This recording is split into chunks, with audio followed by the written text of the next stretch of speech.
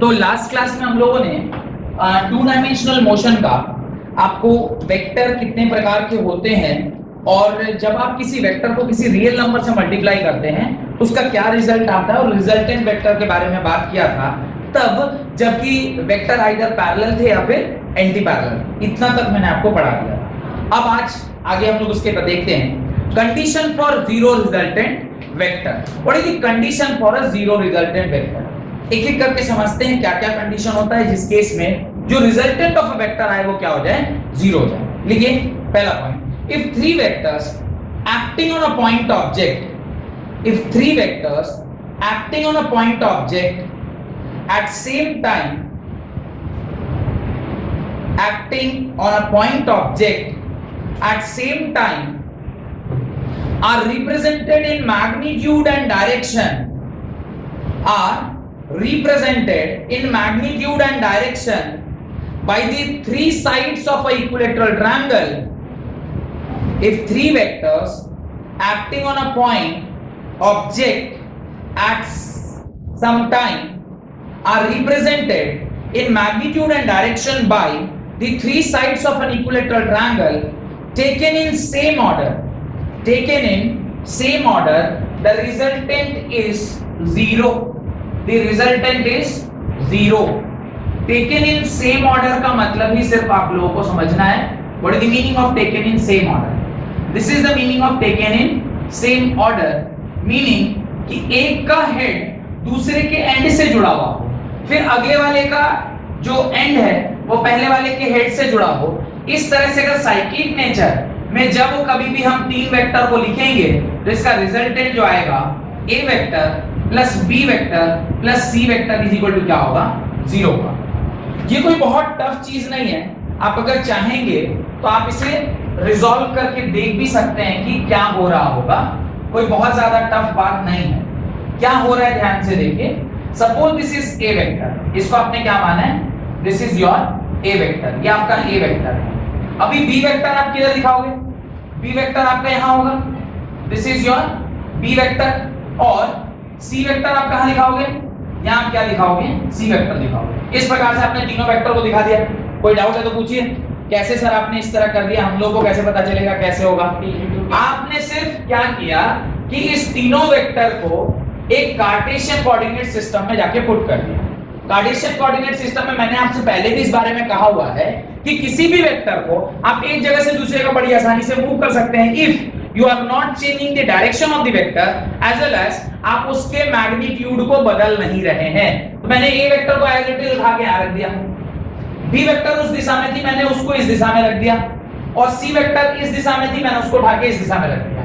बस को कहां लाके रखा, ऑन दी ओरिजिन में लाके रखा। As it is equilateral triangle, तो मुझे बताइए ए और बी के बीच में एंगल कितना होगा, 60 डिग्री। यानी ये एक्स एक्सिस और इसके बीच का एंगल कितना होगा, 60 डिग्री। ये 60 डिग्री होगा नहीं होगा? अच्छा, इससे और इसके बीच का एंगल क्या होगा वो देखते हैं, क्योंकि यहां पे तो यही है ना। तो अगर ये 60 है तो वर्टिकल अपोजिट एंगल से ये भी कितना होगा, 60 होगा। यानी ये भी कितना हो गया, 60 डिग्री। इसमें कोई इशू है तो बताइए, यहां तक कोई इशू नहीं। अब मैं एक काम करता हूं, इन सारे के वेक्टर को रिजॉल्व करता हूं। जब कोई वेक्टर रिजॉल्व होता है, वैसे रिजोल्यूशन ऑफ वेक्टर मैं पढ़ाऊंगा, पर अभी फिलहाल आप देखिए कि कैसे रिजॉल्व हो रहा है। इस तरफ आता है cos कंपोनेंट, इधर क्या आता है cos कंपोनेंट, तो मैं लिखूंगा b cos 60 डिग्री। इसका भी इस तरफ क्या जाएगा, cos component c cos 60 degree. इसका ऊपर की ओर क्या आएगा, b sin 60, और नीचे की ओर क्या आएगा, c sin 60। यहां तक कोई डाउट है? अभी इस वेक्टर को मैंने क्या कर दिया, रिजॉल्व कर दिया। एक वेक्टर को जब आप रिजॉल्व करते हैं तो इस प्रकार से एक वेक्टर दो कंपोनेंट में टूटता है। तो सी वेक्टर दो कंपोनेंट में टूट गया, एक हॉरिजॉन्टल कंपोनेंट और एक वर्टिकल कंपोनेंट। वर्टिकल कंपोनेंट किसके बराबर, c sin 60 के बराबर, और वर्टिकल कंपोनेंट किसके बराबर, c cos 60 के बराबर। सिमिलरली ये जो यहाँ पे कंपोनेंट है इसका भी एक वर्टिकल कंपोनेंट और एक horizontal component. Horizontal component horizontal में cos लेते हैं और जो वर्टिकल होता है उसमें sin। अभी याद रखिए एक टॉपिक आएगा रिजोल्यूशन ऑफ वेक्टर, मैं सिखा दूंगा कि क्यों ऐसा होता है। अभी सिर्फ ध्यान रखिए। अब जब एक बार मैंने ऐसा कर दिया है तो अगर मैं चाहता हूं प्रूव करने कि ये इसका रिजल्टेंट जीरो होगा तो मुझे क्या करना चाहिए, जो वेक्टर इस तरफ है अगर वही वेक्टर का सम इस तरफ हो जाए, अगर दोनों बराबर हो गए, मैं बोलूंगा हाँ 0 होगा। देख लेते हैं हो रहा है नहीं हो रहा है। आपने इन हॉरिजॉन्टल डायरेक्शन आप बैलेंस करिए, वेक्टर्स को बैलेंस करिए। जब आप हॉरिजॉन्टल डायरेक्शन में वेक्टर को बैलेंस करेंगे, मैं लिखूंगा a is equal to b cos 60 plus c cos 60। लिखेंगे नहीं लिखेंगे बताएं? ये इस लाइन में कोई डाउट है कि क्यों सर आप ऐसा क्यों लिख रहे हैं? क्योंकि ये इसके बराबर, ये दोनों इस तरफ हैं और ये इस तरफ, इसको पॉजिटिव माना तो ये नेगेटिव होगा। तब ऐसा भी लिख सकते हैं a minus b cos 60 minus c cos 60 is equal to 0। तो आप माइनस साइन को उधर लेके जाएंगे तो दोनों किस में कन्वर्ट हो जाएगा? पॉजिटिव में। अब आप ध्यान से देखिए a is equal to b cos 60 कितना होता है? 1/2 प्लस c cos 60 कितना होता है? 1/2। a is equal to b/2 plus c/2। इसको जरा आप सॉल्व कीजिए, ये सॉल्व करके क्या आएगा? b plus c/2, b plus c/2। अच्छा ये इक्विलेटरल ट्रायंगल था तो कहना इससे a is equal to b is equal to c, तीनों बराबर होंगे। मैं सबको बराबर अगर लिखूं तो ये क्या हो जाएगा? 2a/2 होगा। b और c को भी आप क्या लिख सकते हैं? a लिख सकते हैं। तो b plus c is 2a/2, ये कट गया, क्या निकल के आ गया? a is equal to a, a is equal to a, यानी जितना इधर था उतना ही इधर, दोनों बराबर है, मतलब आपस में एक दूसरे को क्या कर देंगे? कैंसिल कर देंगे। अब ये तो हो गया किस तरफ की बात, ये हो गई हॉरिजॉन्टल डायरेक्शन की बात। अभी यही चीज मुझे कहां चेक करना चाहिए? वर्टिकल डायरेक्शन में। तो आप यहां लिखेंगे इन वर्टिकल डायरेक्शन। अब वर्टिकल डायरेक्शन में भी जरा चेक कर लीजिए, अगर ये भी दोनों बराबर हो जाए तो सारे एक दूसरे को क्या कर देंगे? कैंसिल आउट कर देंगे और आपका रिजल्टेंट क्या हो जाएगा? 0। ऊपर आप लिख रहे हैं कितना? b cos 60, ये किसके बराबर है? c cos 60 के बराबर। cos है साइन है, ऊपर साइन है नीचे भी साइन है। b sin 60 is equal to c sin 60। sin 60 sin 60 आपस में क्या हो गया? कैंसिल हो गया। b is equal to c होना भी चाहिए था, जो कि a इज इक्वल टू क्या हो गया? a, क्योंकि b को भी आप a लिख सकते हैं और c को भी आप a लिख सकते हैं। आपस में सारे वेक्टर आपस में क्या हो गए? कैंसिल आउट हो गए और नेट रिजल्टेंट इसका क्या आ गया? 0 आ गया। तो ये तरीका है 0 प्रूफ करने का कि आप नेट वेक्टर का डायरेक्शन जो कि x एक्सिस पॉजिटिव में है, अगर वही y एक्सिस जो x एक्सिस का नेगेटिव में हो जाए तो दोनों आपस में एक दूसरे को कैंसिल कर देंगे, और जो वर्टिकल कंपोनेंट ऊपर है उतना ही अगर नीचे हो जाए तो वो भी आपस में एक दूसरे को कैंसिल कर देंगे। अगर सारी साइड से सारा कुछ कैंसिल हो गया तो नेट आपके पास क्या बच गया? 0। और यही 0 वेक्टर जिसको हम बोलते हैं कंडीशन फॉर 0 रिजल्टेंट वेक्टर। यानी इस प्रकार से अभी ये प्रूफ हो गया। अब अभी के बाद कभी भी आप तीन वेक्टर को इस प्रकार से देखेंगे और डायरेक्टली क्या बोल देंगे? इसका रिजल्टेंट क्या होगा? 0 होगा। हर बार ऐसे प्रूफ करने की आवश्यकता नहीं। आपने देखा और बोला हाँ तीनों का रिजल्टेंट क्या होगा? 0। तो लिख लीजिए इस बात को। ये वो पहला कंडीशन है जिसके अंदर resultant of all the three vectors किसके बराबर हो जाता है? 0 के बराबर। अभी मैं दूसरा कंडीशन लिख रहा हूं। Right, second condition, if number of vectors acting on an object, if number of vectors acting on an object at the same time, if number of vectors acting on an object at the same time, एक ही समय पर बहुत सारे vector जब किसी object पर काम करते हैं, are represented in magnitude and direction at the same time, are represented in magnitude and direction by the various sides of closed polygon, by these various sides of closed polygon taken in same order, then their resultant vector is 0. Then their resultant vector is 0 and the object is in equilibrium, and the object is in equilibrium, and the object is in equilibrium। अब एक नया concept आ गया equilibrium का। जब किसी body के ऊपर net force 0 हो जाए तब उस बॉडी को हम क्या बोलते हैं? इक्विलिब्रियम पे बोलते हैं। अभी ये वाला जो केस है वो क्या कह रहा है? एक से ज्यादा, this is your A vector, this is your b vector, this is your c vector, this is your d vector, this is your e vector, this is your f vector, ऐसे करके वो पूरा एक साइक्लिक वो बना ले। अगर मान लीजिए ऐसा कुछ बना रहा है, this is your a vector, this is your B vector, this is C vector, this is D vector, this is E and this is F। और इस तरह से अगर साइक्लिक कुछ बन रहा है तो आप इसका रिजल्टेंट क्या लिखेंगे? Resultant vector is equal to A vector plus B vector plus C vector plus D vector plus E vector plus F vector और इन सब का सम क्या हो जाएगा? 0, यानी resultant of this vector will be equal to 0। और इस तरह का कंडीशन जहां कहीं भी आता है तब हम कहते हैं कि ये पर्टिकुलर जो ऑब्जेक्ट है वो इक्विलिब्रियम में है, जिसका रिजल्टेंट क्या है? 0। इक्विलिब्रियम में आने का मतलब राइट हैंड साइड का vector will be equal to left hand side का वेक्टर, ऊपर का vector will be equal to नीचे का वेक्टर। लास्ट एग्जांपल में देखा था ना, राइट हैंड का vector is equal to left hand का वेक्टर, ऊपर वाला वेक्टर इज इक्वल टू नीचे वाला वेक्टर। ऐसा जहां कहीं भी हो जाए आप उसको क्या बोलेंगे? दिस पर्टिकुलर ऑब्जेक्ट जिसके ऊपर ये सारे वेक्टर्स लग रहे होंगे वो किस में होगा? इक्विलिब्रियम में होगा। डन?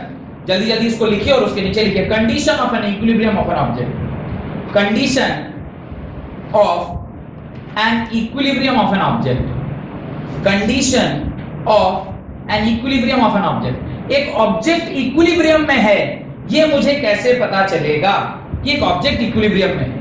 अभी देखिए इक्विलिब्रियम जो होता है ना वो एक रिलेटिव टर्म है। इक्विलिब्रियम दो तरीके से निकाला जाता है। एक होता है लीनियर इक्विलिब्रियम जिसको फोर्स के टर्म में डिफाइन करते हैं, एक होता है रोटेशनल इक्विलिब्रियम जिसको हम लोग एंगुलर टॉर्क के टर्म्स में डिफाइन करते हैं। तो खैर अभी तो बहुत दूर है वो सब कुछ, जब हम लोग लॉज ऑफ मोशन का चैप्टर या forces and laws of motion पढ़ेंगे वहां पे ये सब पढ़ेंगे।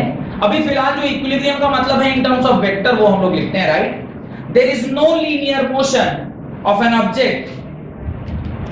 condition number 1, there is no linear motion of an object, that is the resultant force, that is the resultant force,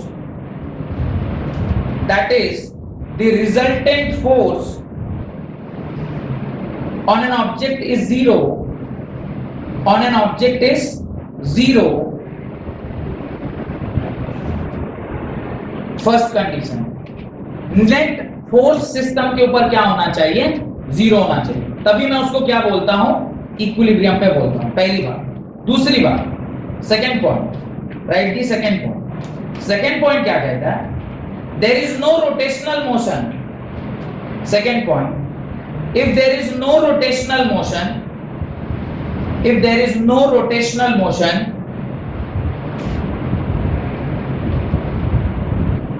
of an object, that is the torque due to the force on the object is 0, the torque due to the force on the object is 0। तो net rotational motion क्या है? 0 है, और net linear motion भी क्या है? 0, यानी force की वजह से जो मोशन आता था वो भी बैलेंस्ड फोर्स है और टॉर्क भी क्या है? बैलेंस्ड है। अगर ऐसा कोई कंडीशन आ जाए तब मैं उस बॉडी को क्या बोलूंगा? ये कंप्लीटली इक्विलिब्रियम में है, लीनियर इक्विलिब्रियम में भी और रोटेशनल इक्विलिब्रियम में भी। Third point, there is minimum potential energy of object. Third point, there is minimum potential energy of an object for stable equilibrium. अगर मैं स्टेबल इक्विलिब्रियम की बात करूं, अगर कहीं पर भी स्टेबल इक्विलिब्रियम की बात होती है तो उस पॉइंट पर मैं मानता हूं कि ऑब्जेक्ट क्या है? ऑब्जेक्ट क्या है? मिनिमम पोटेंशियल एनर्जी पर एग्जिस्ट कर रहा है। Minimum potential energy, potential energy जिस जगह पर पोटेंशियल एनर्जी मिनिमम है उसी जगह पे मैं बोलूंगा कि वो जो पर्टिकुलर स्टेट ऑफ इक्विलिब्रियम है वो स्टेबल इक्विलिब्रियम। क्योंकि इक्विलिब्रियम 3 प्रकार का होता है, स्टेबल इक्विलिब्रियम, अनस्टेबल इक्विलिब्रियम और न्यूट्रल, जहां पे ना स्टेबिलिटी है ना अनस्टेबिलिटी है। एक एग्जांपल देता हूं, आपको खुद ही समझ में आ जाएगा कि स्टेबल इक्विलिब्रियम किसको बोलते हैं और अनस्टेबल इक्विलिब्रियम किसको बोलते हैं। एक कंचा है, कंचा आप समझते हैं? कंचा मींस गोली, जिससे हम लोग खेलते थे बचपन में, पता नहीं आप लोगों ने खेला है कि नहीं खेला। अगर इसको मैं एक कढ़ाई, कढ़ाई मतलब एक पैन में, इस तरह के सर्कुलर पैन में छोड़ दूं, ये किस तरह का मोशन दिखाएगा? पहले ये ढुलक के इधर आएगा, फिर ये धीरे धीरे ढुलकता ढुलकता एक टाइम पे नीचे आ जाएगा, फिर ऐसे ऐसे होते होते होते होते होते होते एक टाइम पे कहां आके अटक जाएगा? यहां के अटकेगा। Is it? अटक जाएगा। वो कहां पे जाके रुका? एग्जैक्टली उस पोजीशन पे जिस पोजीशन पे उसकी पोटेंशियल एनर्जी क्या थी? मिनिमम, क्योंकि आप अगर इसे सरफेस मान रहे हैं तो ये जो ऑब्जेक्ट था वो h हाइट पर था, और जब इधर भी गया तो किस पर था, h हाइट पर था। जब यहां पर आपका ऑब्जेक्ट है और हाइट इज इक्वल टू क्या है, 0 है, as height is equal to 0, this is the condition of minimum potential, और at minimum potential the body is in stable equilibrium या stable position। ठीक इसका उल्टा अगर करें, ठीक क्या करूं मैं, इसका उल्टा करूं। अभी मैं कढ़ाई को कैसे रख रहा हूं बताइए, ऐसे रख रहा हूं, और मैंने कंचे को कहां रख रखा है, यहां पे। अगर मैं कंचे को यहां रखूंगा, अब बताइए क्या होगा, ये इधर इधर ढुलकेगा, नहीं तो इधर ढुलकेगा, और ढुलक के कहां आना चाहेगा, ढुलक के कहां आना चाहेगा, वो या तो यहां पहुंचेगा और नहीं तो यहां पहुंचेगा।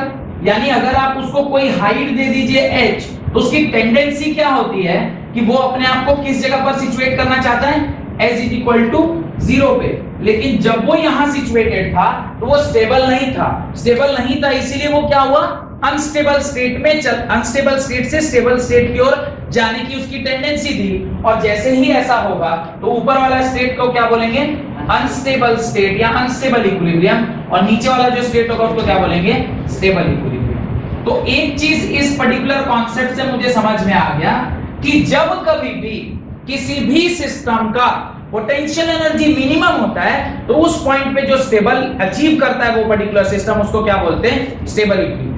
और जब अनस्टेबल होगा तो उसका पोटेंशियल एनर्जी क्या होगा, मैक्सिमम होगा।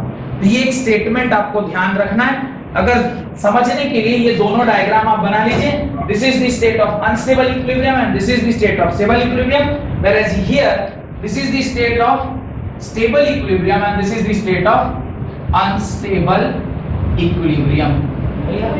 हाँ, स्टैटिक और डायनामिक इक्विलिब्रियम इसी को बोलते हैं। स्टैटिक और डायनामिक इक्विलिब्रियम अलग चीज है। स्टैटिक वर्ड आता है जहां पर चीजें रुकी हुई है, डायनामिक आएगा जहां पे चलते हुए बॉडी पे कोई चीज इक्विलिब्रियम है। This is all together different concept, और यहां पर मैं एनर्जी के टर्म्स में आपको इक्विलिब्रियम समझाना चाह रहा हूं। यहां पे minimum energy state is the stable state, minimum potential energy state is the stable state. Heading डालिए, वही कंसेप्ट अगर हम किसी बिल्डिंग के टॉप फ्लोर में फ्लैट सरफेस में रखेंगे, वहां पे तो उसका पोटेंशियल एनर्जी होगा ना कुछ, बिल्कुल होगा। तो वहां पे इक्विलिब्रियम में वो अनस्टेबल रहेगा, स्टेबल रहेगा। स्टेबिलिटी अनस्टेबिलिटी तब आप चेक करेंगे जब आपने सिस्टम के पास दो ऑप्शन है कि वो खुद ब खुद, उसके पास आप एक पॉसिबिलिटी छोड़ के रखे हुए हैं कि आप उसको अगर छोड़ दें तो वो खुद से अपने ओरिजिनल स्टेट को आ सके। इसको ऐसे समझिए, आपने एक स्प्रिंग लिया, स्प्रिंग को आप एलोंगेट किए, अगर आप उसे छोड़ देंगे उसकी टेंडेंसी क्या होगी, तो कंप्रेस ओरिजिनल स्टेट को आना चाहेगा। ये जो उसकी खुद की टेंडेंसी है ये डिसाइड करेगी ना कि अगर आप उसके जो एक्सटर्नल फोर्स है उसको छोड़ देंगे वो खुद ही खुद क्या हो जाएगा, श्रिंक कर जाएगा या ओरिजिनल स्टेट को आना चाहेगा। अगर बॉल को लेके आप छत पर छोड़ दिए, अब वो खुद से कैसे नीचे आएगा। तो आप जब कंपेयर कर रहे होंगे तो उसी स्टेट पर कर रहे होंगे कि वहां पे एक जगह से दूसरी जगह ले जा रहे हैं, तो क्या इसका स्टेट चेंज कर रहा है, उसका स्टेट नहीं चेंज करेगा, क्योंकि आप तो उसको एक जगह से दूसरी जगह लेके चले गए। अगर आप उसे वहां छोड़ते हैं और वो खुद कहां जा रहा है, छत पर ले गए और छत से छोड़ दिया, तो उसकी टेंडेंसी क्या है, वो नीचे आने की टेंडेंसी है। ऐसा तो नहीं छत पे लेके छोड़े वो ऊपर उड़ गया, वो नहीं हो रहा है ना। तो जब आप उसको छोड़ रहे हैं, आपने एक्सटर्नल फोर्स को हटा लिया, उसके बाद उसकी क्या टेंडेंसी है वो डिसाइड करता है कि उसका स्टेबल स्टेट कहां है और अनस्टेबल स्टेट कहां है। जैसे स्प्रिंग का केस बताया, आपने बॉब का केस भी देख सकते हैं। सिंपल पेंडुलम में आप बॉब को यहां छोड़ दीजिए, छोड़िएगा, उसके बाद वो ऑटोमेटिकली बीच आना चाहेगा और धीरे धीरे धीरे ऐसे घूमता हुआ फिर वो एक जगह के रुक जाएगा। किस जगह पे रुकेगा, उस जगह पर रुकेगा जहां पे उसकी एनर्जी सबसे क्या होगी, मिनिमम होगी, और वो उसका स्टेबल स्टेट होगा। Got it? हेडिंग वाला जो था उसमें वो स्टेबल रहेगा। हाँ, आप एक्सटर्नल फोर्स को हटाने के बाद उसको अगर ये फ्री छोड़ दिया जाए कि वो कहां पर जाकर रुक रहा है, तभी ना वहां पे हम ये बात ही करेंगे कि वो स्टेबल है कि अनस्टेबल है। अभी आप उसको ऐसी जगह पर लेके गए जो समतल है, वो स्टेट उसके पास पोटेंशियल एनर्जी है, उसके पास पोटेंशियल एनर्जी उसने गेन कर लिया, पर अगर उसी लेवल पे आप कहीं उसको छोड़ रहे हैं तो उसमें कोई मूवमेंट नहीं आएगा, तो वो अपनी जगह पर ही रहेगा। तो वहां पे स्टेबिलिटी और अनस्टेबिलिटी का कोई बात है ही नहीं। What it? नेक्स्ट लिखिए, addition of vector. Addition of vector, when two or more vectors are added, when two or more vectors are added to get resultant vector, ये दोनों डायग्राम बना लिया ना, to explain stability and instability. Two or more vectors are added, when two or more vectors are added to get resultant vector is known as addition of vector, उसे ही हम क्या बोलते हैं, एडिशन ऑफ वेक्टर बोलते हैं। That is only known as addition of vector. The graphical method, next paragraph, is known as addition of vectors. The graphical method of adding two vectors, the graphical method of adding two vectors helps in visualizing the vectors and the resultant vectors. Graphical method थोड़ा सा helpful होता है। अभी मैंने resultant vector पढ़ाने के लिए आपको कौन सा मेथड यूज किया, ग्राफिकल मेथड। आपको ग्राफ ही करके दिखाया ना, वो जो कार्टेशियन साइन सिंबल लिया उसमें आपके कंपोनेंट्स को तोड़ा, तो ग्राफिकल मेथड है। तो ग्राफिकल मेथड हम लोग यूज करते हैं। तो the graphical method of adding two vectors help in visualizing the vector and the resultant vector, full stop. There are 3 laws of addition, there are 3 laws of addition. पहला triangle law of addition, दूसरा parallelogram law of addition, तीसरा polygon law of addition of vectors. पहला triangle law of addition, दूसरा parallelogram law of addition, तीसरा polygon law of addition of vector. एक एक करके हम लोग इसे सीखेंगे, कोशिश करेंगे आज की क्लास में एटलीस्ट पहला और दूसरा अगर संभव हो तो उसे हम लोग कंप्लीट कर लेंगे। राइट, हेडिंग डालिए triangle law of addition, heading डालिए triangle law of addition. Right, the law states that, पहला हेडिंग डालिए triangle law of addition. The law states that, law क्या स्टेट कर रहे हैं उसको पहले लिखते हैं। Law states that, the law states that if two vectors can be represented both in magnitude and direction,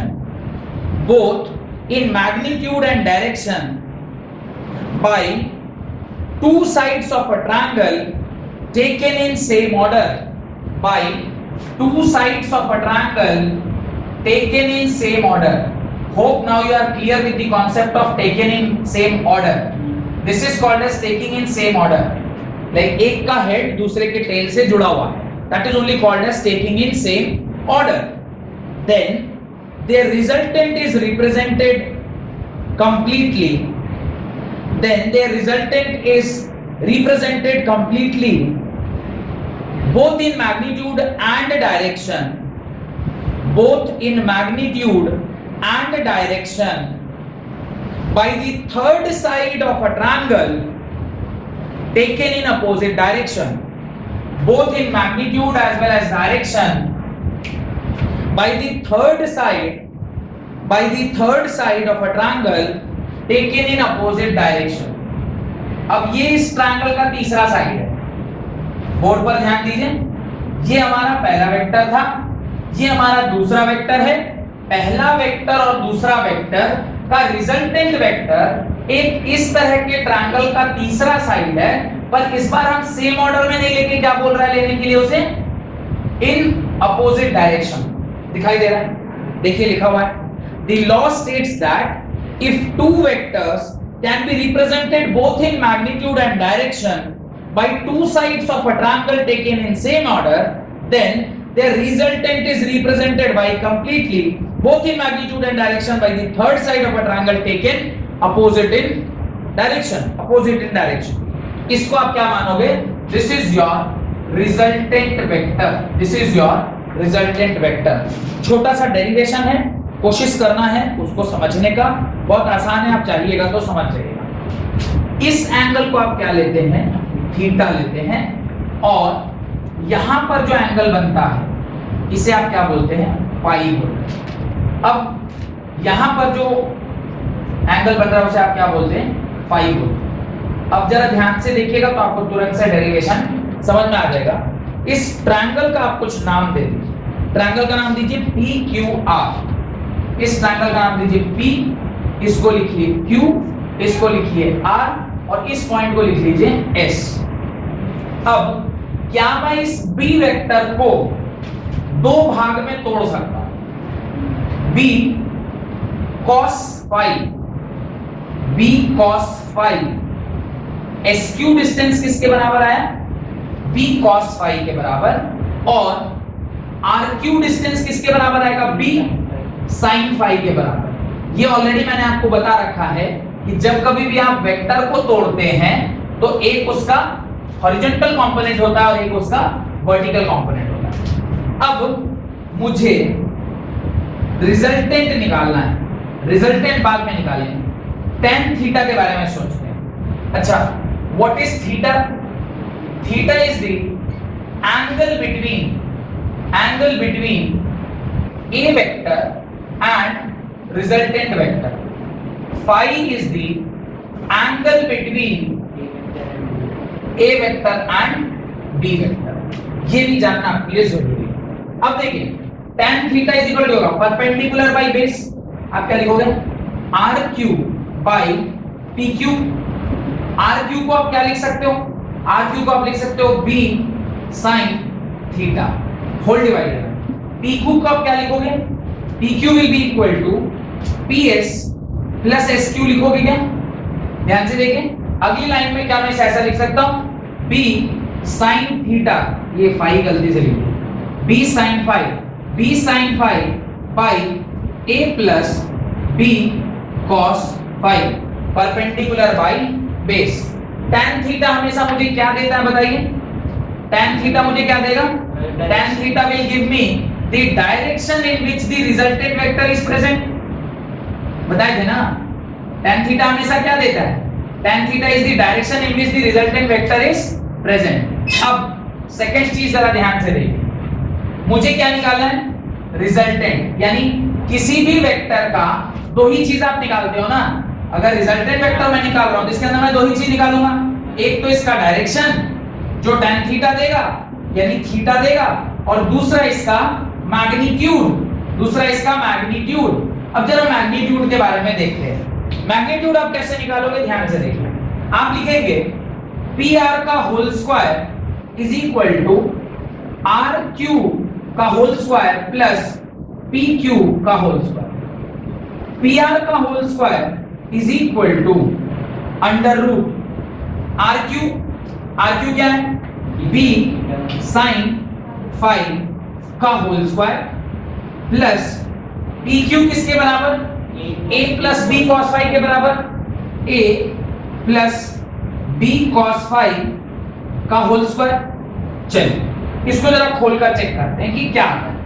ये क्या होगा, थोड़ा ध्यान से देखिए, ये इसके बराबर होगा B square sin square phi plus ये होगा A square plus B square cos square phi plus 2AB cos phi के बराबर होगा, नहीं होगा बताइए?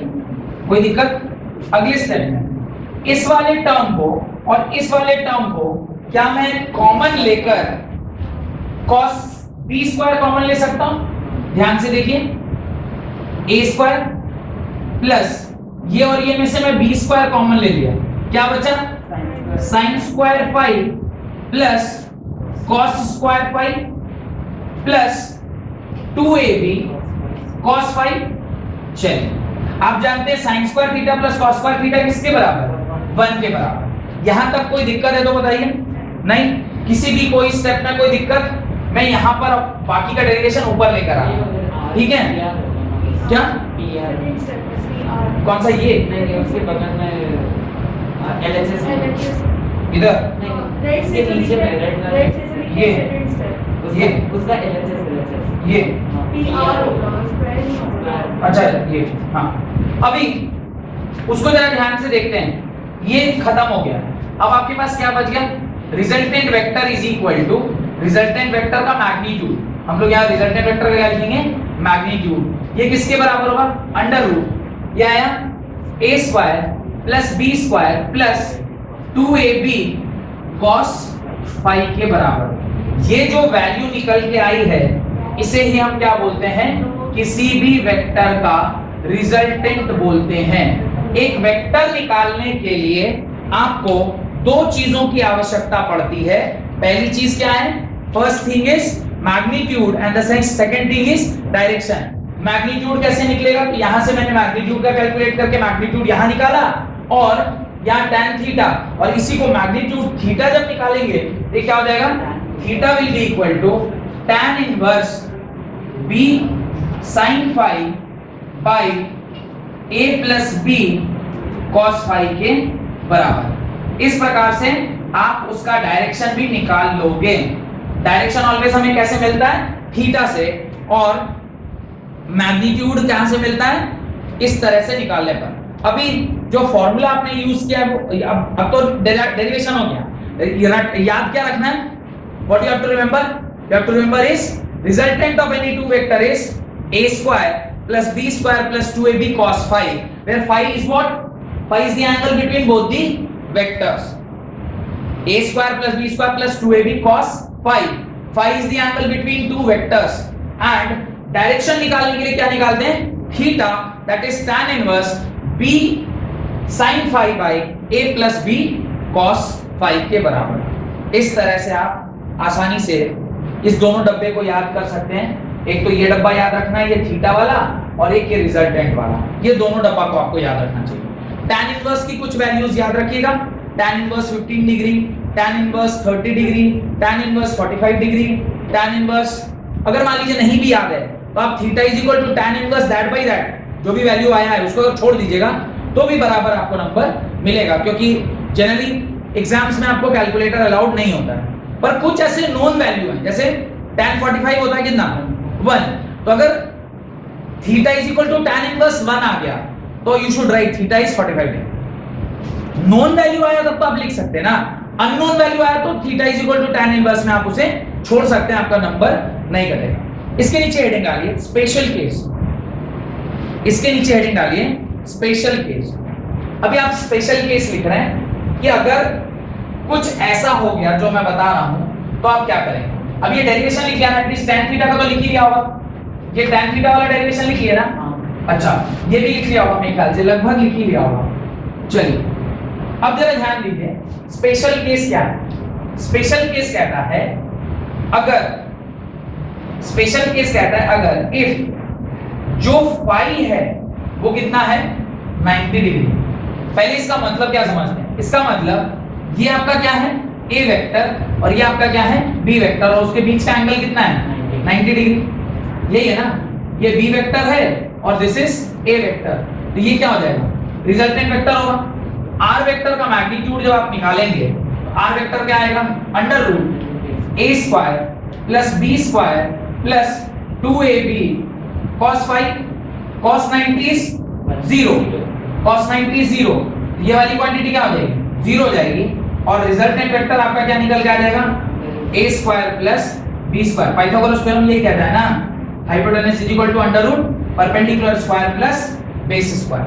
पहली चीज theta, what is the theta, theta is this angle, तो tan inverse theta, tan theta किसके बराबर होगा, परपेंडिकुलर बाय बेस के बराबर। तो आप तो क्या करो पूरा फार्मूला ही लिख दो, क्या फार्मूला है, b sin phi by a plus b cos phi, phi की वैल्यू कितनी है 90 degree, b sin 90, b sin 90 by a plus b cos 90, cos 90 किसके बराबर 0, sin 90 किसके बराबर 1, tan theta is equal to b by a, theta is equal to tan inverse b by a, होना भी चाहिए था, थीटा का value tan inverse b by a होना भी चाहिए था, और आया भी स्पेशल केस जहां पर अगर थीटा 90 डिग्री हो तो ये एक राइट एंगल ट्रायंगल है, राइट एंगल ट्रायंगल का हाइपोटेनस क्या होता है अंडर रूट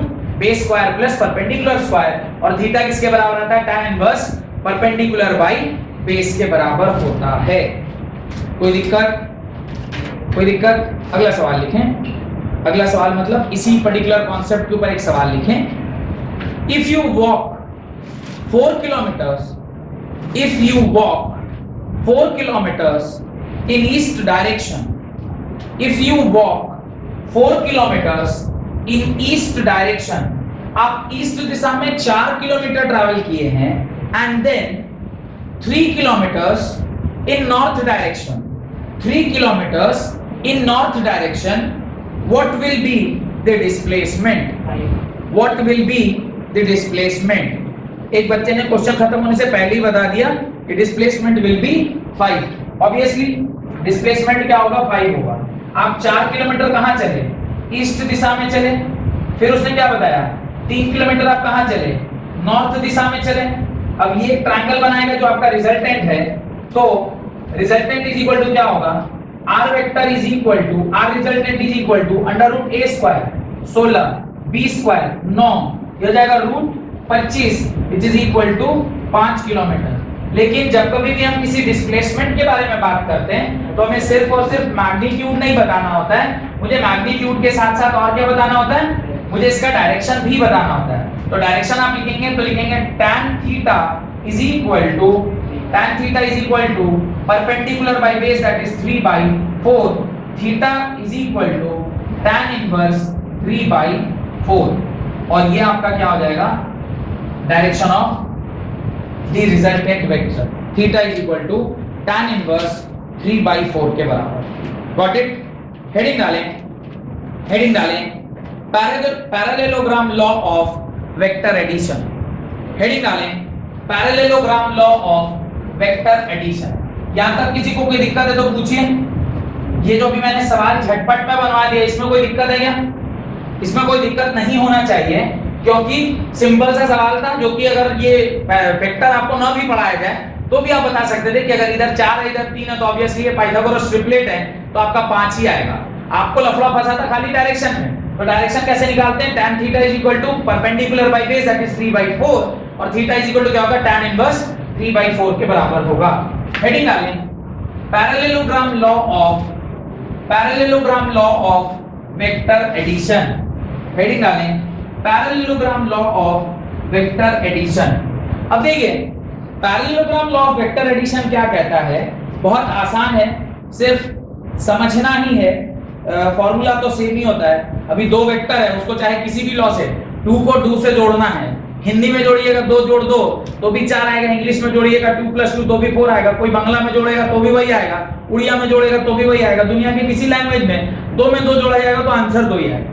तो लॉ भले ही बदल सकता है, पर अगर कोई 2 वेक्टर को आप जोड़ रहे हैं तो उसका आंसर नहीं ना बदलेगा, जोड़ने का तरीका बदल सकता है। कोई ऐसे जोड़ सकता है कि नहीं सर पहले हम इसको ऐसे एक लाइन काटेंगे, फिर एक लाइन काटेंगे, फिर एक लाइन, फिर एक लाइन और लिखेंगे 1 2 3 4, कोई ऐसे जोड़ेगा? तो बोलेगा नहीं, ऐसे 2 लिखिए +2 लिख दीजिए तो भी क्या हो जाएगा, 4 हो जाएगा। कोई बोलेगा नहीं सर इसमें पहले तो ऐसे करके लड़की बनाइए 1, फिर ऐसे करके एक और लड़की बनाइए 2, फिर उसमें एक और ऐसे और लड़की बनाइए, फिर उसको फिर ऐसे देखिएगा ऐसे मिला के कितनी लड़की हो जाएंगी, तो टोटल कितनी लड़कियां होंगी, 4 लड़कियां। अच्छा लड़कियां बोल रहा हूं ना मैं, बना लड़का रहा हूं, बोल लड़की रहा हूं।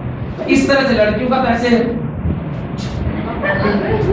बाल है तो लड़कियों और लड़कों में तो एकमात्र अंतर यही है ना कि हम लोगों के बाल छोटे रहते हैं और आप लोगों के थोड़े बड़े रहते हैं, तो इसलिए लड़कियों अब जोड़ने का अपना तरीका हो सकता है, पर कह दिया आंसर भी change, not change the answer. तो पैरेललोग्राम वेक्टर एडिशन क्या कहता है पहले समझते हैं। अच्छा ये मिटा देगा, पता चला आप लोग कॉपी में ये भी लिखने लग गए, बोले सर आप तो कहे थे कि मैं हैंडराइटिंग प्रैक्टिस नहीं करता हूं बोर्ड पर, तो जो भी लिखा उसको लिख लेना, लगे पढ़ा जाए तो वो लड़की का भी फोटो बना दिए, और कभी बाई चांस आपके गार्जियन अगर दिखा रही मास्टर ड्राइंग का पैसा तो नहीं ले रहा, फिर क्यों सिखा रहा है, नहीं ऐसे भी हो सकता है। अभी देखिए, अभी अगर मैं parallelogram law of vector addition बोल रहा हूं क्या होता है, देखिए ये आपका ए वेक्टर है, पहले भी था अभी भी, ये आपका बी वेक्टर था, पहले भी था अभी भी, इसमें कोई अंतर नहीं। ए और बी के बीच का एंगल कितना था, पहले भी 5 था अभी भी 5। अब सिर्फ हमने क्या किया है उसको जरा ध्यान से देखिए। हमने क्या किया है, इस वेक्टर को पैरेलली यहां पर क्या कर दिया, मूव कर दिया। अब मैं बी वेक्टर को कहां ले आया, यहां ले आया। अभी ये एंगल 5 है, तो पैरेलली मूव किया तो ये एंगल भी क्या होगा, 5 ही होगा। Got it? तो एक वेक्टर को आप एक तरफ से दूसरी तरफ घुमा सकते हैं जब उसका प्लेन क्या रहे, सेम रहे। सिर्फ 2 चीजें ध्यान में रखनी है, एक तो उसका डायरेक्शन नहीं बदलना चाहिए और दूसरा उसका मैग्नीट्यूड नहीं बदलना चाहिए। अगर इसका डायरेक्शन और मैग्नीट्यूड नहीं बदला है, तो इसका डायरेक्शन और मैग्नीट्यूड अगर नहीं बदल रहा है तो आप इन दोनों वेक्टर्स को, इसको थोड़ा छोटा हो गया, इसको थोड़ा बड़ा कर, हाँ। अब अगर मैं इसका रिजल्टेंट वेक्टर बनाऊं तो रिजल्टेंट वेक्टर पहले भी यही था, पहले भी यही था ना कि इसको इस तरह से जोड़ते थे तो उसको क्या बोलते थे, रिजल्टेंट वेक्टर। अभी भी इन दोनों का रिजल्टेंट वेक्टर क्या होगा, यही होगा क्या? अगर मैं इसको एक पैरेललोग्राम बोलूं तो इसका डायगोनल है नहीं है, पैरेललोग्राम है ना, इसके पैरेलल ये वेक्टर, इसके पैरेलल ये वेक्टर, तो ये इसका क्या हो गया? पैरेललोग्राम। ये एक पैरेललोग्राम हो गया और ये इसका डायगोनल, तो डायगोनल वेक्टर है। वहां पर क्या था? वहां पर the third side of the triangle was a resultant, here the diagonal of the parallelogram is the resultant। वो दोनों एक ही चीज है, अलग अलग है तो एक ही चीज, लेकिन जब आप निकाल रहे हैं तो आप क्या करते हैं? इसको ऐसे लिखते हैं, इसको ऐसे लिखते हैं और बोलते हैं ये एक वेक्टर, ये वेक्टर, तो उसके बीच में जो बन रहा होगा उसको क्या बोलेंगे? Resultant vector. और ये दोनों के बीच का एंगल कितना होगा? क्योंकि मैंने अभी थोड़ी देर पहले क्लियरली लिखाया था, theta is the angle between, लिखे थे, theta is the angle between A vector and resultant vector, whereas phi is the angle between a vector and b vector। कोई दिक्कत? यहां तक मेरे ख्याल से कोई दिक्कत नहीं है। तो आप उसके नीचे स्टेटमेंट लिखें, this law states that if two vectors acting on a particle, this law states that if two vectors acting on the particle at the same time be represented as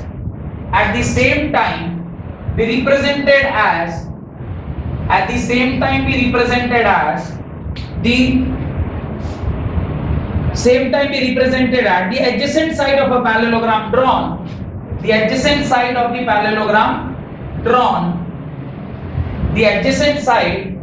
parallelogram drawn from a point in magnitude and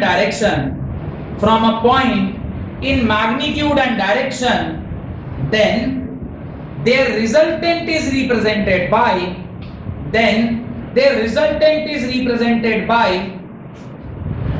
both magnitude and direction.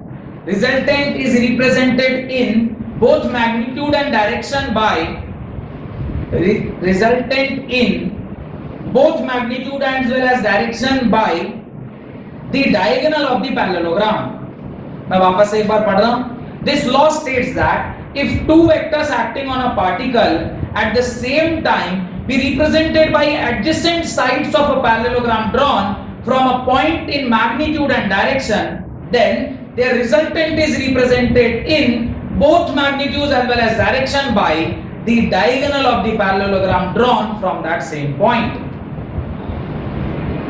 Magnitude and direction, then their resultant is represented in both magnitude as well as direction by the diagonal of a parallelogram drawn from the same point। जो चीज यहाँ पे मैंने आपको बताया था उसी चीज को मैंने वहां इंग्लिश में लिखवाया है कि ये A वेक्टर है, ये B वेक्टर है। एक ही पॉइंट से अगर वो दो साइड्स ऑफ अ पैरेललोग्राम को रिप्रेजेंट कर रहे हैं in magnitude as well as in direction, तो जो इसका डायगोनल होता है वो in magnitude and direction represent करता है इसके रिजल्टेंट वेक्टर को। इसमें और ट्रायंगल लॉ ऑफ एडिशन में कोई फर्क नहीं पड़ रहा है, सिर्फ आपने इस वेक्टर को क्या किया, ऐसे ऐसे पैरेलली यहां पर मूव कर दिया सच दैट कि वो सेम ऑर्डर में ना होके कहां से स्टार्ट हो रहे हैं, को इनिशियल वेक्टर में कन्वर्ट हो गए हैं। तो जब ये इस प्रकार से था तो ये ट्रायंगल लॉ हो गया, इसको मूव करके आपने ऐसे कर दिया तो पैरेललोग्राम बना। तो ये डायगोनल यहां पर क्या रिप्रेजेंट कर रहा है आपको, रिजल्टेंट ऑफ वेक्टर। अगर इसका रिजल्टेंट लिखेंगे तो अभी भी वही लिखेंगे, resultant is equal to a square plus b square plus 2ab cos phi के बराबर, और अभी भी tan थीटा लिखेंगे तो tan थीटा किसके बराबर होगा, b sin phi by a plus b cos phi के बराबर। ये दोनों फॉर्मूला जितना तब सही था उतना ही अब भी सही है, क्योंकि मैंने क्या बताया, आप 2 + 2 किसी भी प्रकार से जोड़िए, we cannot change the answer। और यहां से अगर जब आप थीटा निकालेंगे तो क्या आएगा, tan inverse b sin phi by a plus b cos phi, और ये आपका direction, theta gives us the direction whereas this is the magnitude, और ये आपका क्या हो जाएगा, रिजल्टेंट वेक्टर।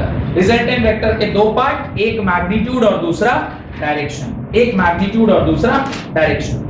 हेडिंग डालें, parallel polygon law of addition of vector, polygon law of addition of vectors, polygon law of addition of vectors, जिसको हम लोग अगली क्लास में पढ़ेंगे। बहुत बहुत धन्यवाद आज की क्लास अटेंड करने